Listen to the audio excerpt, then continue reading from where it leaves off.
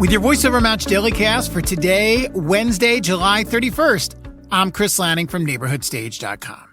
Now this week on episode 7 of the Voiceover Match Podcast, my guest was Paul Wynn, who is the managing partner at One Mission TV and EyeOn Creative. Now in today's clip from the podcast, I asked Paul how he combs through all the auditions to find the one that he wants. Yeah, I mean, typically, with voices, you can get responses pretty quick, and I'll jump in fairly quickly. I try not to have to listen more than 30 or 40 voices anyway.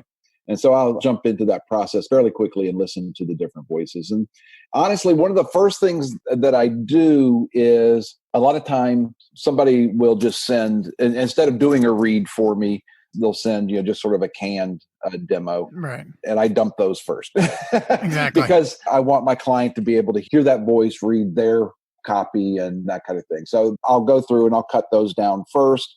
And then I might look at the budget because under voices.com, the narrator can essentially do a bid. And so some of them will be way above, but there's a range. And as long as they fall in that range, that works out well for us.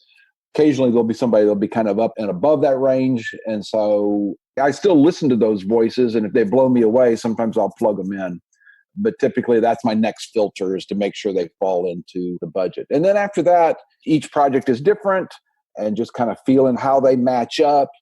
Sometimes the demos don't sound technically great. They might be a little bit roomy or whatever. And so a lot of times that's my next filter because I'm thinking, is that the sound that I'm going to get when I get the final piece back? Right. Then after that, like I say, it's kind of the ones that strike me. And two things are so subjective, are voices and music.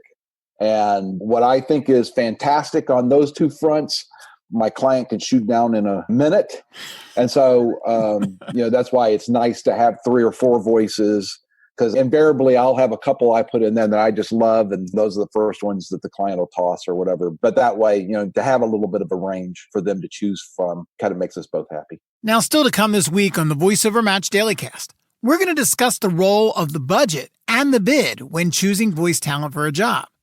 I also asked Paul for some red flags that he sees in auditions and for him to give us some other tips and tricks that he offers to voiceover talent. You can hear the previous Dailycast for this week by going to the Voiceover Match Facebook page, the Voiceover Match YouTube channel, or you can connect with me, Chris Lanning, Lanning, on LinkedIn. With your Voiceover Match Dailycast for today, I'm Chris Lanning from NeighborhoodStage.com. Have a great day.